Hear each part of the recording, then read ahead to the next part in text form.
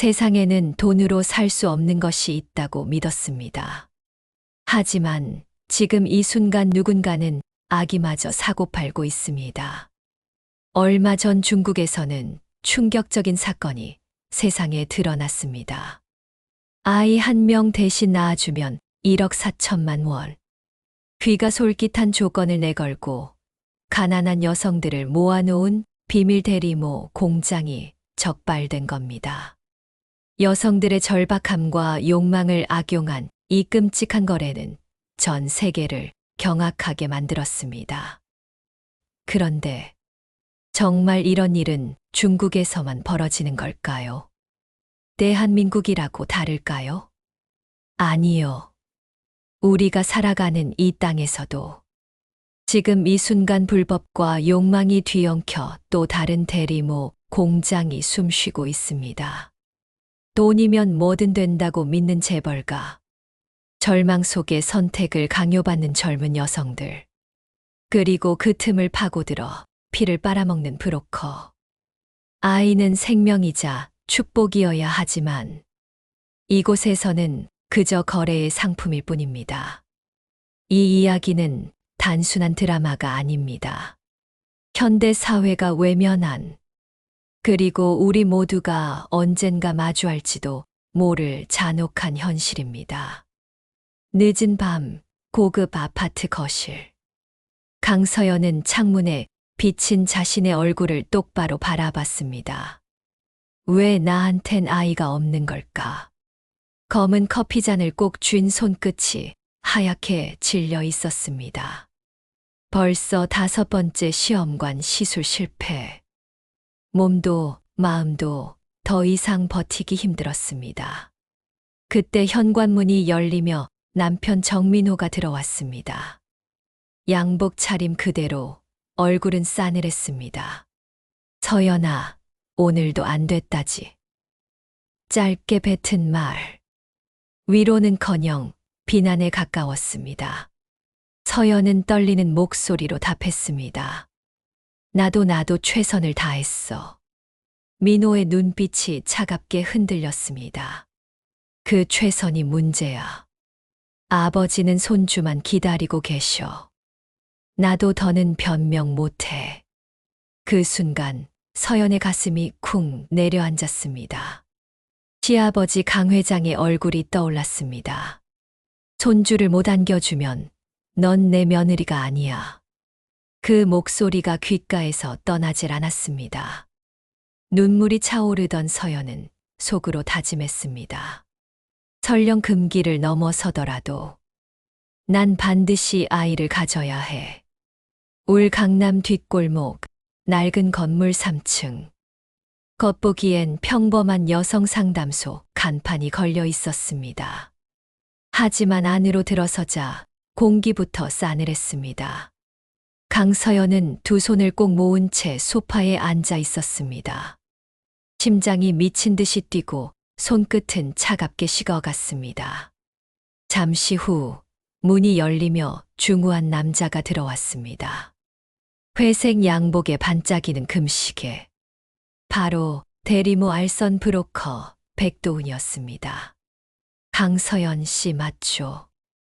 목소리는 낮고 느릿했지만 속이 훤히 들여다 보이는 듯 날카로웠습니다. 서연은 숨을 고르며 고개를 끄덕였습니다. 저 아이를 갖고 싶어요. 어떤 방법이든 상관없습니다. 백도훈의 입꼬리가 서서히 올라갔습니다. 좋습니다.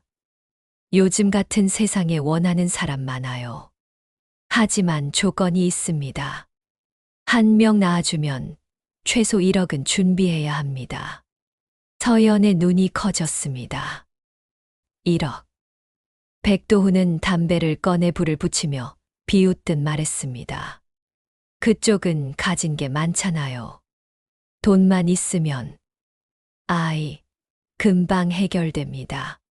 순간 서연의 귀에 남편과 시아버지의 목소리가 겹쳐 들려왔습니다. 손주를 못 안겨주면 넌 내 며느리가 아니야. 입술을 세게 깨물던 서연은 결국 고개를 끄덕였습니다. 알겠습니다. 제가 준비하겠습니다. 백도훈은 서류 뭉치를 내밀었습니다. 대리모 계약서. 싸늘한 글자들이 눈앞에서 춤을 추는 듯 했습니다.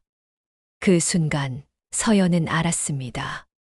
이 길을 선택한 순간 다시는 예전으로 돌아갈 수 없다는 것을. 좁디 좁은 반지하 방. 곰팡이 냄새가 코를 찔렀습니다. 윤지연은 휴대폰 화면을 뚫어져라 바라보고 있었습니다.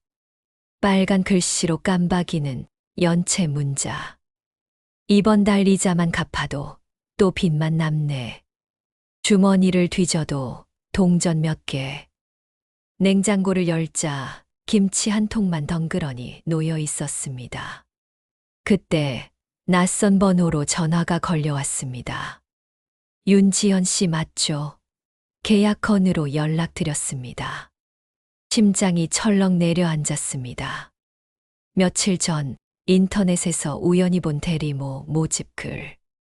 호기심 반, 절박한 반으로 남겼던 연락처가 돌아온 것이었습니다. 출산까지 문제없이 진행되면 최소 5천만 원. 조건만 맞으면 더 받을 수도 있습니다. 귓가에 맴도는 말에 지연은 눈을 감았습니다. 5천만 원. 그 돈이면 빚쟁이들 발길을 끊을 수 있고 병원비 때문에 울던 동생도 살릴 수 있었습니다. 하지만 배 속에서 자라날 생명을 돈으로 바꾸는 일. 가슴이 답답하게 죄어왔습니다. 지연은 이불을 꽉 움켜쥐며 속으로 중얼거렸습니다. 내가 아니면 누가 이 집을 버티겠어. 결국 그녀의 눈에 뜨겁게 맺힌 눈물이 볼을 타고 흘러내렸습니다. 서울 강남의 한 고급 산부인과. 밖에서 보기엔 평범한 불임 전문 클리닉 같았지만 안쪽 깊숙한 방은 달랐습니다. 백도훈이 서류를 정리하며 미소를 지었습니다. 서연 씨, 이제 직접 만나보시죠. 오늘이 중요한 날이니까. 그 말과 함께 문이 열렸습니다. 낡은 점퍼 차림의 윤지연이 조심스레 들어섰습니다. 좁은 반지하와는 전혀 다른 반짝이는 대리석 바닥 위에서 지연은 한없이 초라해 보였습니다. 서연의 시선이 지연에게 꽂혔습니다. 깡마른 체구, 떨리는 손끝, 그리고 어딘가 굳은 얼굴. 한눈에 알 수 있었습니다. 나와는 전혀 다른 세상에 사는 여자. 백도훈이 양쪽을 번갈아 보며 웃었습니다. 이제 두 분은 한 몸이나 다름없습니다. 앞으로 10달 동안 생명 하나를 함께 지켜야 하니까요. 말은 부드러웠지만 목소리에는 날이 서 있었습니다. 지연은 고개를 숙인 채 작게 대답했습니다. 잘 부탁드립니다. 서연은 아무 말도 하지 못했습니다. 입술은 굳었고 가슴은 벼락을 맞은 듯 두근거렸습니다. 이제 이 낯선 여자의 뱃속에서 자신의 운명이 자라나게 된다는 사실이 너무도 낯설고 두려웠기 때문입니다. 넓은 병실.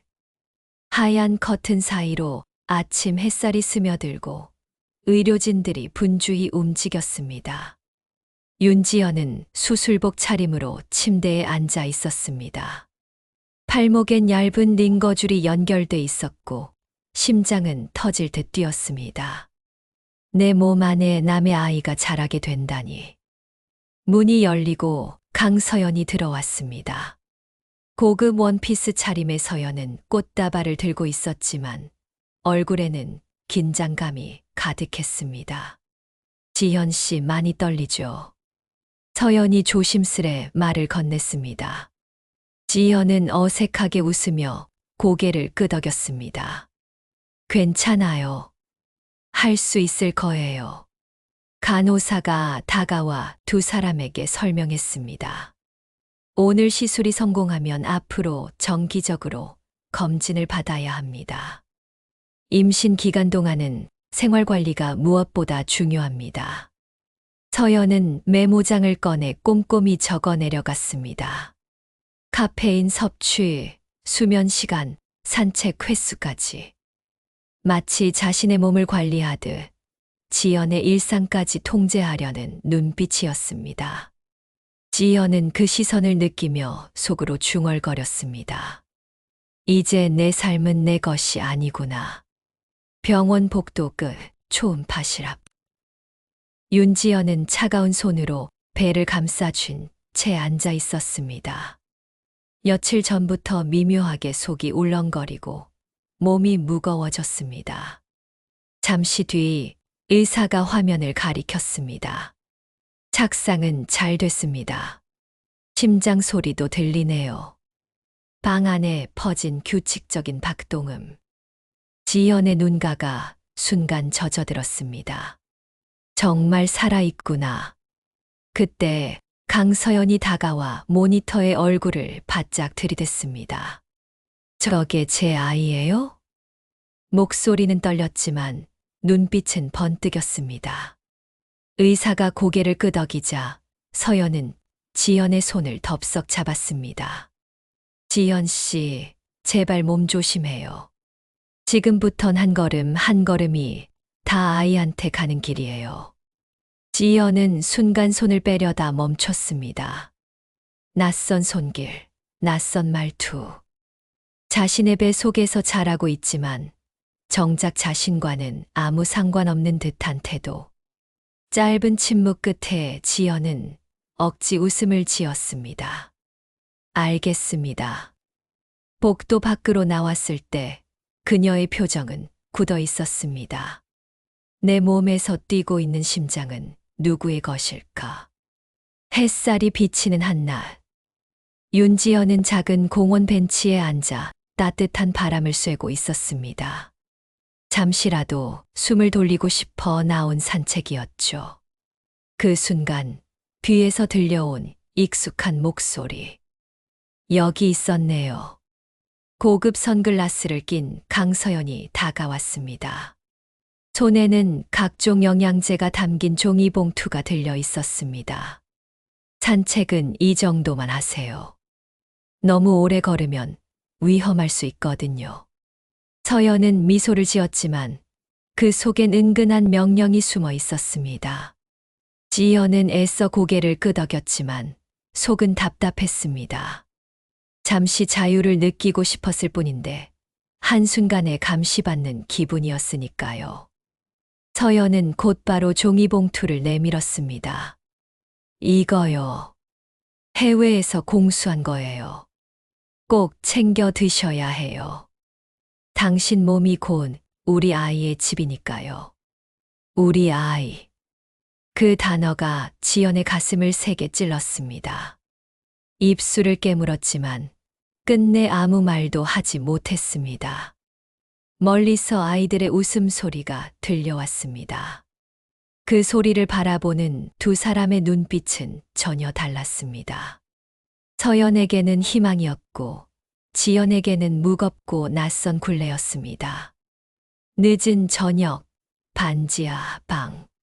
윤지연은 불 꺼진 방 안에서 홀로 앉아 있었습니다. 배를 가만히 쓰다듬던 손끝에 미세한 움직임이 닿았습니다. 툭. 작지만 분명한 신호였습니다. 지연의 눈가가 순간 번쩍 젖었습니다. 너 이제 나한테 인사하는 거니? 작은 방 안에 대답은 없었지만 배 속의 미묘한 움직임이 다시 전해졌습니다. 그 짧은 순간 지연의 표정은 달라졌습니다.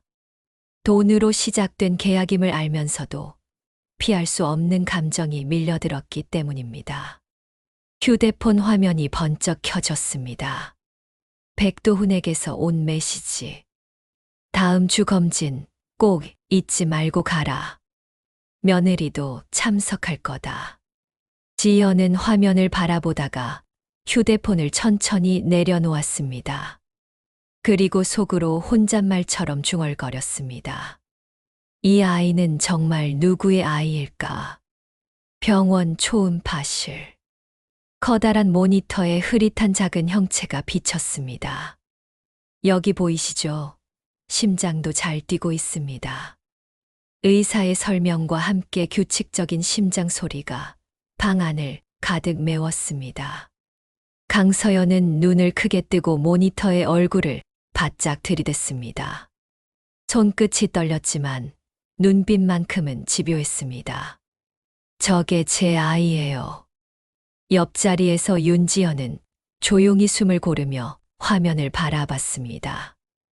배 속에서 들려오는 심장의 울림은 누구보다 자신에게 가까웠습니다. 눈가가 젖어드는 걸 애써 감추며 고개를 살짝 돌렸습니다. 순간 서연의 시선이 지연의 표정을 스쳤습니다. 미묘하게 흔들린 눈빛. 그건 단순히 대리모의 표정이 아니었습니다. 진료가 끝난 뒤 복도에 나서자 서연이 낮게 물었습니다. 지연 씨, 아까 왜 울려고 했죠? 지연은 잠시 멈칫하다가 억지 웃음을 지었습니다. 그냥 처음이라 낯설어서요. 서연은 그 답을 믿지 못했습니다. 입술을 굳게 다물고 속으로 되뇌었습니다. 안 돼, 아이한테 감정이 생겨서는. 강서연은 긴장된 표정으로 대저택 응접실에 앉아 있었습니다. 정갈하게 차려진 차 향기조차 목을 메이게 했습니다. 잠시 뒤 중후한 기침 소리와 함께 강 회장이 들어섰습니다. 서늘한 눈빛이 서연을 꿰뚫었습니다. 들었어. 이제 손주가 생긴다지. 짧지만 묵직한 한마디. 서연은 고개를 숙이며 조심스레 대답했습니다. 네, 아버님 아직 초반이지만 잘 자리 잡은 것 같습니다. 강 회장은 잠시 침묵하다가 곧 낮게 웃었습니다. 좋다. 하지만 잊지 마라. 그 아이는 우리 집안의 핏줄이자 후계자다. 그 여자는 그저 도구일 뿐이다. 서연의 손끝이 순간 굳어졌습니다. 말 한마디 반박할 수 없었지만 마음속 어딘가가 묘하게 저려왔습니다. 그때 마침 문이 열리고 윤지연이 간호사의 안내를 받아 응접실로 들어섰습니다. 낯선 화려한 집안 풍경 앞에서 그녀는 눈을 크게 뜬 채 얼어붙었습니다. 강 회장의 눈빛이 곧장 그녀를 향했습니다. 마치 상품을 고르듯 차갑고 무표정한 시선. 저 사람이구나?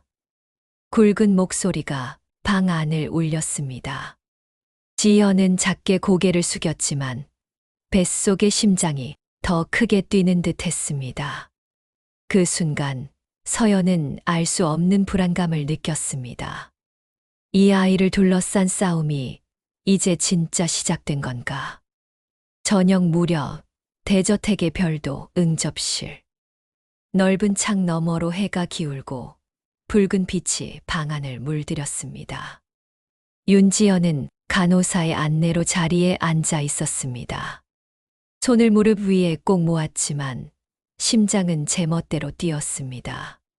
잠시 후 강 회장이 지팡이를 짚고 들어왔습니다.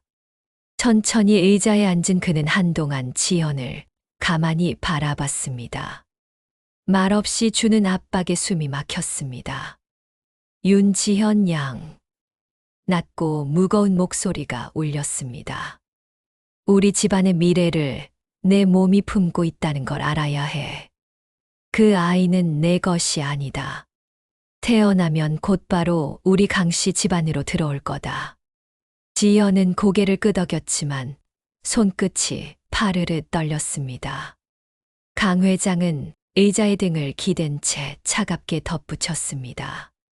혹시라도 쓸데없는 감정에 흔들린다면 내 인생은 끝날 거다. 순간 지연의 가슴이 서늘하게 얼어붙었습니다. 눈앞의 남자는 돈도 권력도 법도 두려워하지 않는 사람이었습니다. 방을 나서며 강 회장은 짧게 말했습니다. 책임을 다해. 그게 내가 살 길이야. 남겨진 지연은 숨을 고르며 배를 감싸쥐었습니다. 그 순간 복잡한 감정이 밀려왔습니다. 두려움, 그리고 알 수 없는 보호 본능까지. 늦은 밤, 산부인과 주차장. 형광등이 희미하게 깜빡이는 공간에 차 2대가 나란히 서 있었습니다. 강서연은 운전석 창문을 내린 채 지연을 불렀습니다. 타요. 집까지 데려다 줄게요. 지연은 잠시 망설이다가 조용히 뒷좌석에 올랐습니다. 차 안엔 은은한 향수가 퍼졌지만 공기는 차갑게 얼어붙어 있었습니다. 한참을 달리던 중 서연이 먼저 입을 열었습니다. 아까 아버님 말씀 때문에 놀랐죠. 지연은 대답하지 않고 창밖만 바라봤습니다. 불빛이 빠르게 스쳐 지나갔지만 마음속 불안은 지워지지 않았습니다. 서연은 조심스럽게 말을 이었습니다. 그분은 원래 그렇게 직설적이에요. 하지만 지연 씨만 잘 지켜주면 돼요. 아이한테 집중하면 됩니다. 그 순간 지연의 눈빛이 백미러에 스쳤습니다. 짧지만 단단한 빛이었습니다. 저도 알고 있어요. 하지만 말끝이 떨렸습니다. 이 아이는 제 몸에서 자라는 존재예요. 그게 너무 무겁게 다가와요. 서연의 두 손이 핸들을 꽉 움켜쥐었습니다. 흔들리는 목소리를 애써 눌렀습니다. 잊지 마요. 그 아이는 결국 제 아이예요. 차 안에 짧은 침묵이 흘렀습니다. 두 여자의 눈빛이 거울 너머로 맞부딪혔습니다. 햇살이 따뜻하게 내리쬐는 병원 마당. 윤지연은 벤치에 앉아 조심스레 배를 어루만지며 낮게 속삭였습니다. 잘 자라고 있지? 조금만 더 힘내자. 그때 마침 지나가던 간호사가 발걸음을 멈췄습니다. 산모님, 목소리가 참 따뜻하시네요. 아이가 엄마 마음을 잘 느낄 거예요. 지연은 순간 당황해 고개를 숙였지만 미소가 입술 끝에 맺혔습니다. 잠깐이나마 엄마라는 말이 가슴을 간지렸기 때문이었습니다. 멀리서 그 모습을 지켜보던 강서연. 발걸음을 멈춘 채 눈빛이 차갑게 굳었습니다. 분명 계약에 불과한 관계인데 지연의 태도는 마치 진짜 엄마 같아 보였기 때문이었습니다. 서연은 천천히 다가와 억지 웃음을 지었습니다. 지연 씨, 검진 시간 다 됐어요. 준비하죠. 하지만 눈빛만큼은 웃고 있지 않았습니다. 그 속엔 설명하기 힘든 감정이 소용돌이쳤습니다. 두려움, 불안 그리고 질투. 지연은 그 시선을 느꼈지만 아무 말도 하지 않았습니다. 배 속에서 작은 움직임이 느껴질 때마다 오히려 손길을 더 꼭 붙잡았습니다. 저녁, 윤지현의 작은 원룸. 문을 열자마자 강서연이 무거운 쇼핑백을 들고 들어왔습니다. 이건 유기농 채소고, 이건 철분제. 라면이나 인스턴트 같은 건 이제 절대 먹으면 안 돼요. 서연은 냉장고를 열어 기존 음식을 모조리 꺼내 쓰레기 봉투에 담기 시작했습니다. 김치, 소시지, 심지어 우유까지. 지연은 놀란 듯 다가가며 말을 더듬었습니다. 그건 제 식사예요. 아이는 입에 들어가는 모든 걸 기억합니다. 서연의 목소리는 차분했지만 동작은 단호했습니다. 지연은 할 말을 잃고 서 있었습니다. 자신의 삶과 공간이 송두리째 점령당한 기분이었습니다. 잠시 뒤 서연은 방안을 둘러보며 이불, 세제, 심지어 화장품까지 확인했습니다. 이불은 새 걸로 바꾸세요. 먼지 하나도 허용하면 안 돼요. 세제도 무향으로, 그리고 화장품은 성분표 보여줘야겠어요. 지연의 얼굴이 굳어졌습니다. 몸은 자신이 지키고 있는데 마음까지 통제당하는 느낌이었습니다. 서연은 마지막으로 종이 한 장을 내밀었습니다. 내일부터 매일 식사, 수면, 운동 시간 기록해서 보내주세요. 이건 우리 둘 다를 위한 일이에요. 종이를 받아든 지연은 미소를 지으려 했지만 손끝이 떨렸습니다. 속으로만 짧게 중얼거렸습니다.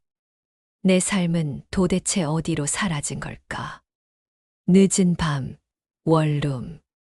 테이블 위에는 식사일지와 운동 기록표가 가지런히 놓여 있었습니다. 강서연은 펜을 들고 꼼꼼히 확인하더니 고개를 저었습니다. 지연 씨, 산책 시간이 부족해요. 하루에 최소 30분은 걸으라고 했잖아요. 윤지연은 묵묵히 고개를 숙였지만 얼굴은 굳어 있었습니다. 서연은 다시 일지를 들춰보며 덧붙였습니다. 그리고 점심에 먹은 반찬 기름진 건 안 된다 했죠. 아이 건강 생각한다면 조금만 더 신경 써야 해요. 그 순간 지연의 입술이 바짝 말라붙었습니다. 한동안 참아왔던 감정이 터져 나왔습니다.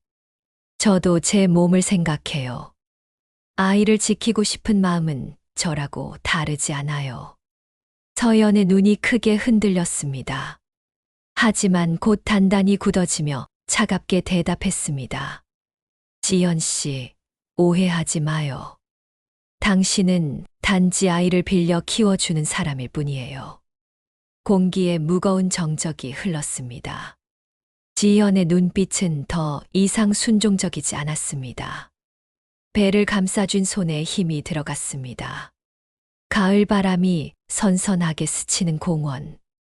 윤지연은 벤치에 앉아 작은 털모자를 손으로 만지작거리고 있었습니다.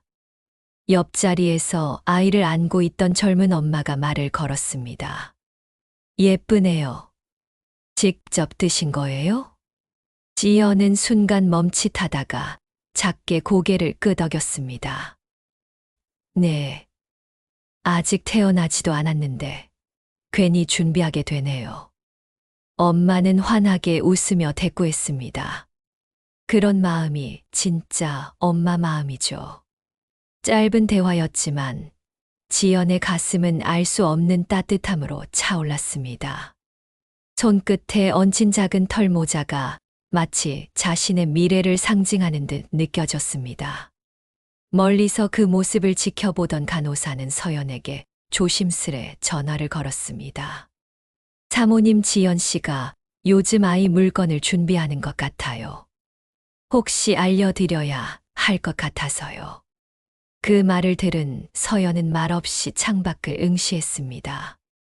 손끝에 힘이 들어가 유리잔이 덜컥 흔들렸습니다. 비 오는 오후 병원 대기실. 창밖을 두드리는 빗소리 사이로 조용한 속삭임이 들려왔습니다.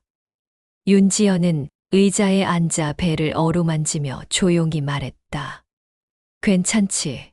조금만 더 버티자. 내가 옆에 있어. 옆자리 아주머니가 미소 지으며 말을 건넸다. 아이한테 얘기해 주는 거예요? 참 다정하시네. 지연은 얼굴이 붉어졌지만 부정하지 않았다. 입술에 잔잔한 웃음이 맺혔다. 그 순간 뒤쪽에서 발걸음이 멈췄다. 강서연이 우산을 접으며 그 장면을 똑똑히 보고 있었다. 서연의 눈빛이 흔들렸다. 잠시 후 낮게 말이 흘러나왔다. 지연 씨, 지금 뭐 하시는 거예요? 지연은 깜짝 놀라 일어섰다. 아, 그냥 아이한테. 아이한테요? 서연의 목소리는 점점 차가워졌다. 잊지 마세요. 이건 제 아이예요. 당신은 단지 임시호 품고 있을 뿐이잖아요. 대기실 공기가 얼어붙었다. 지연은 대답하지 못한 채 고개를 숙였지만 배 위에 올려둔 손만큼은 쉽게 내려놓지 못했다. 밤, 원룸 앞 복도. 강서연은 굳은 얼굴로 문을 두드렸다. 지연 씨, 문 열어요. 잠시 후 문이 열리자 안에는 작은 아기 옷들이 널려 있었다. 분홍색 바디수트, 작은 신발, 그리고 아직 택도 떼지 않은 담요까지. 서연의 눈빛이 순식간에 날카로워졌다. 이건 뭐예요? 윤지연은 놀란 듯 물건을 서둘러 치우려 했지만 손이 떨렸다. 그냥 미리 준비해 둔 거예요. 준비요? 서연은 웃음을 터뜨렸지만 그 웃음은 싸늘했다. 아이 옷을 고르는 건 제 몫이에요. 당신이 왜 이런 걸 사고 있는 거죠? 지연은 더는 고개를 숙이지 않았다. 오히려 손으로 배를 감싸며 또렷하게 말했다. 이 아이는 제 몸에서 자라요. 제가 무슨 마음이 드는지 당신은 모를 거예요. 순간 서연의 얼굴에서 핏기가 사라졌다. 잠시 침묵 후 날선 목소리가 터져 나왔다. 그 말 다시는 하지 마요. 당신이 착각하면 우리 둘 다 끝장이에요. 방 안은 숨조차 막힐 만큼 조용해졌다. 그러나 두 여자의 시선은 날카롭게 부딪히며 더 이상 물러설 수 없음을 보여주고 있었다. 늦은 밤, 갑작스러운 전화벨이 울렸다. 윤지현의 떨리는 목소리가 들려왔다. 배가 너무 당겨요. 움직일 수가 없어요. 강서연은 가슴이 철렁 내려앉았다. 서둘러 차를 몰고 병원으로 향하자 복도 끝 의자에 지연이 창백한 얼굴로 앉아 있었다. 얼굴에는 땀이 맺히고 손은 배를 움켜쥔 채 파르르 떨리고 있었다. 의사와 간호사들이 급히 들것을 밀고 나왔다. 산모님, 지금 바로 안정시켜야 합니다. 서연은 본능적으로 지연 곁으로 달려가 손을 잡았다. 괜찮을 거예요. 제발 버텨요. 하지만 지연은 힘겹게 속삭였다. 아이를 지켜야 해요. 제발, 제 아이니까. 그 한마디에 서연의 심장이 얼어붙었다. 제 아이? 눈빛이 흔들리는 순간 의료진이 지연을 수술실로 옮겨갔다. 문이 닫히자 서연은 텅 빈 복도에 홀로 서 있었다. 머릿속엔 지연의 마지막 말이 메아리처럼 맴돌았다. 제 아이니까. 수술실 불빛이 붉게 켜진 채 복도는 정적에 잠겨 있었다. 강서연은 의자에 앉아 두 손을 모아 쥐었다. 손톱이 손바닥을 파고들 정도로 힘이 들어갔다. 머릿속에 지연의 마지막 목소리가 맴돌았다. 제 아이니까. 서연은 이를 악물며 속으로 중얼거렸다. 안 돼. 그건 내 아이야. 누구도 빼앗을 수 없어. 한편 수술대 위의 윤지연. 마취제 기운 속에서도 눈물이 흘렀다. 돈 때문에 시작했어. 하지만 이 심장은 분명히 내 안에서 뛰고 있어. 아무도 이 아이를 쉽게 데려갈 수 없어. 의료진의 목소리가 겹쳐졌다. 맥박 안정 중입니다. 태아 심장 소리 확인됐습니다. 그 순간 두 여자의 가슴에도 서로 다른 심장 박동이 울렸다. 하나는 소유하려는 집착으로, 다른 하나는 지켜내려는 본능으로. 수술실 문 앞에서 서연은 일어나 문을 뚫어져라 바라보았다. 만약 지연이 이 아이를 차지하려 한다면 난 끝까지 싸울 거야. 새벽 병원 신생아실. 투명한 인큐베이터 안에서 작은 아기가 천천히 숨을 고르고 있었다. 가녀린 손가락이 파르르 떨리자 공간은 고요한 울음소리로 가득 찼다. 문이 열리며 먼저 들어온 사람은 강서연이었다. 눈가가 젖어들었지만 그 시선은 날카로웠다. 드디어 내 아기. 잠시 뒤 병실 가운을 걸친 윤지연이 휠체어를 밀려 들어왔다.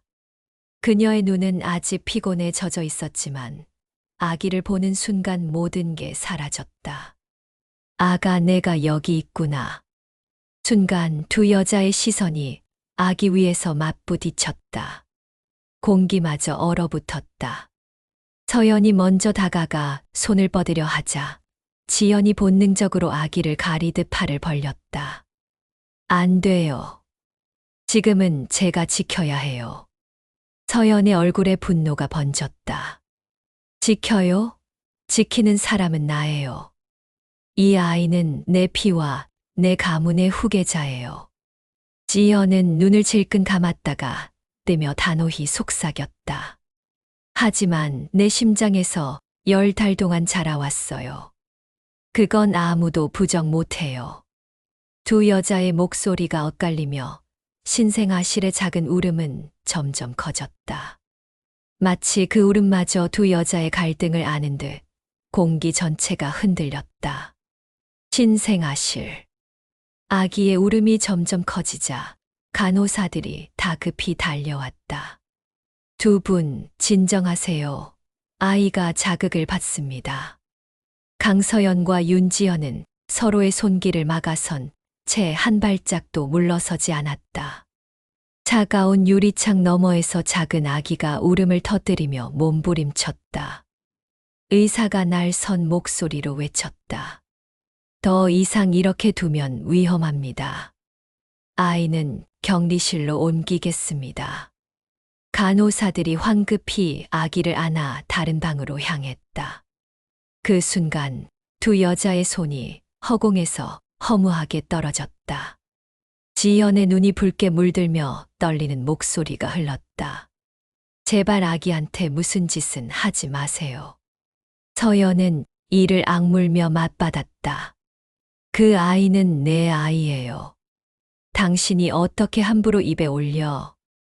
의료진이 두 여자를 갈라놓자 병실 복도는 순식간에 무겁게 가라앉았다. 남겨진 건 아이의 울음과 두 여자의 차가운 시선뿐이었다.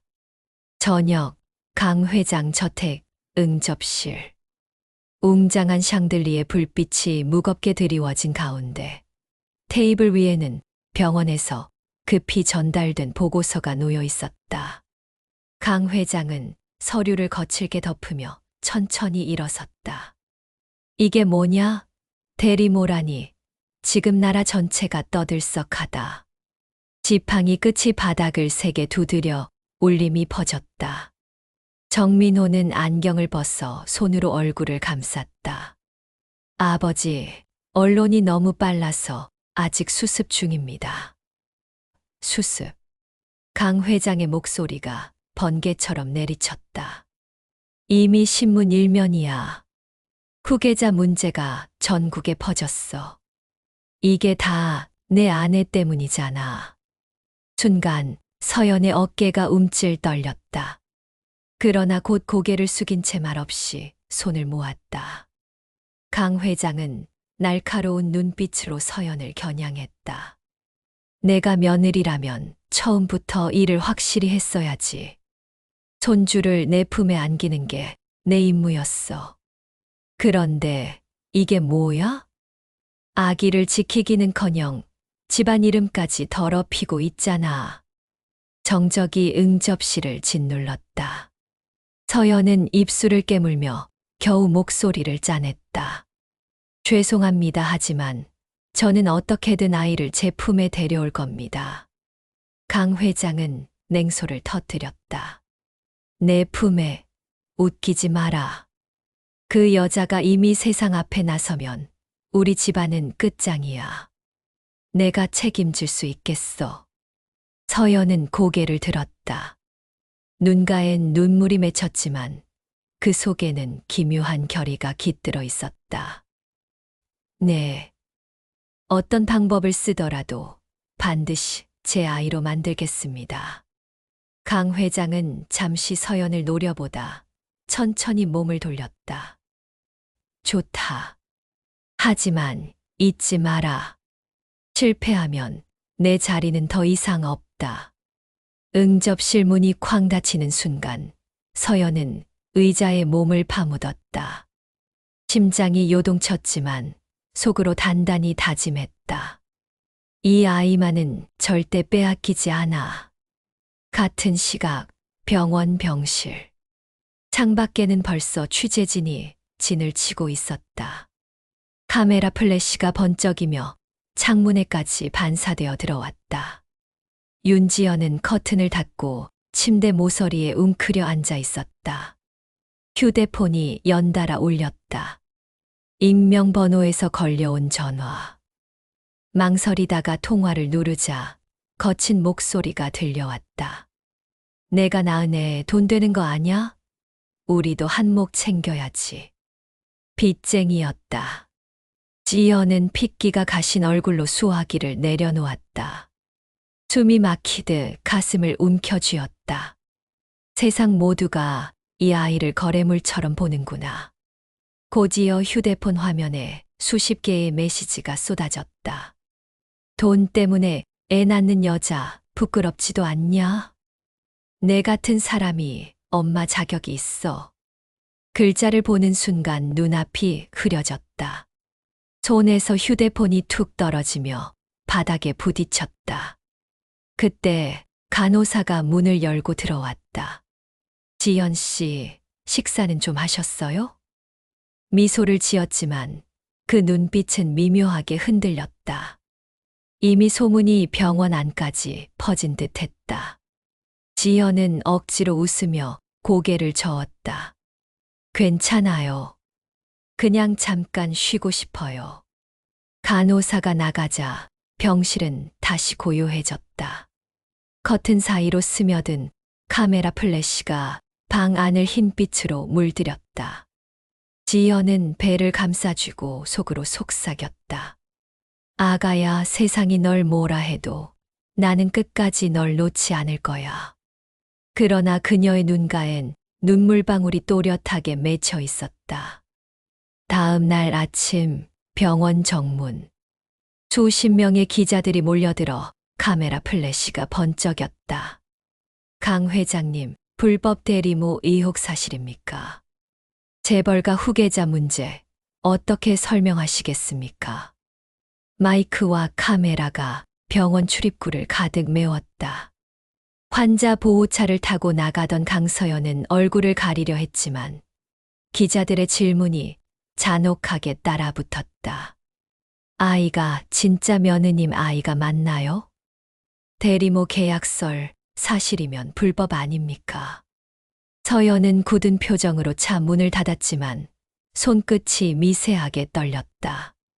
한편 병실 안 윤지현의 휴대폰도 쉼 없이 울렸다. 돈 때문에 아기 낳는 여자라던데 맞아요? 당신 같은 사람이 아이를 키워도 되냐는 거 알아요?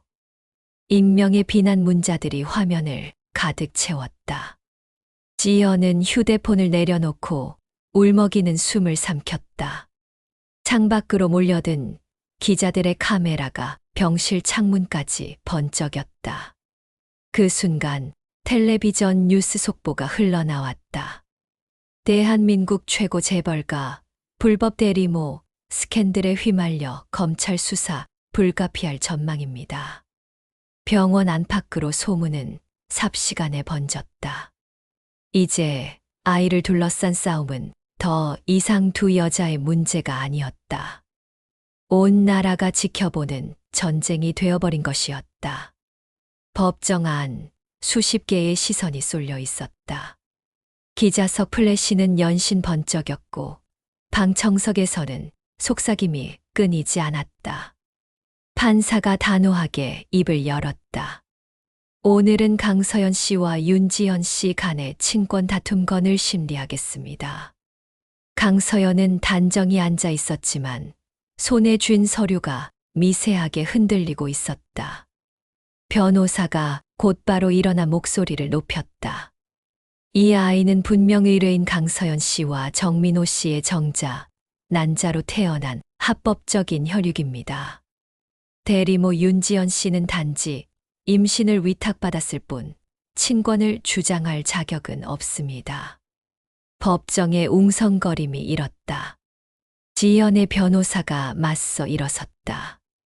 존경하는 재판장님, 아이는 10달 동안 제 의뢰인의 몸에서 자라났습니다. 계약서 한 장으로 모성을 부정한다면 이는 생명을 단순한 거래로 전락시키는 것입니다. 순간 방청석에서 맞아 라는 외침이 터져 나왔다. 강 회장이 방청석 맨 앞줄에서 천천히 일어나 굵은 목소리로 외쳤다. 그 아이는 내 손자다. 내 가문의 피가 흐른다. 이런 하찮은 여자가 감히. 판사의 망치가 법정을 울렸다.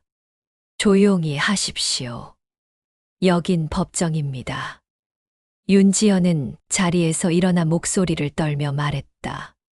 돈 때문에 시작했어요. 하지만 이 아이가 제 뱃속에서 뛰는 심장을 처음 느낀 순간, 저는 이미 엄마였습니다. 순간 법정은 숨소리조차 멈춘 듯 고요해졌다. 모두의 시선이 판사에게로 향했다. 판사는 묵묵히 서류를 넘기며 중얼거렸다. 이 사건은 단순한 법적 다툼이 아닙니다. 생명의 가치, 모성의 의미, 사회가 외면한 그 모든 것을 묻고 있습니다. 몇 달 뒤 법원 앞. 비 내린 아스팔트 위에 수십 대의 카메라 플래시가 번쩍였다. 판결은 내려졌다. 본 법원은 아이의 법적 친권을 강서연 측에 한정하지 않는다. 출생 과정에서 불법 계약이 개입되었으므로 친권은 생모 윤지연에게 우선적으로 인정한다. 순간 방청석에서 웅성거림이 터져 나왔다. 강 회장의 얼굴은 분노로 굳어졌고 서연은 자리에서 힘없이 무너져 내렸다. 재벌가의 몰락은 순식간이었다. 기업 주가는 곤두박질 쳤고 언론은 불법 대리모 스캔들이라는 이름으로 매일같이 보도했다. 서연은 결국 이혼 도장을 찍고 홀로 남겨졌다. 손에 아무것도 쥐지 못한 채 그녀는 공허한 미소만 남겼다. 반면 윤지연은 시골의 작은 집으로 내려갔다. 햇살 가득한 마당에서 아기를 안고 흔들 의자에 앉아 있었다. 아기의 작은 손이 그녀의 볼을 스치자 지연의 눈가에 눈물이 맺혔다. 아가야, 넌 이제 누구의 것도 아니야. 내가 끝까지 지켜줄게. 멀리서 들려오는 아이의 웃음소리가 평온하게 번졌다.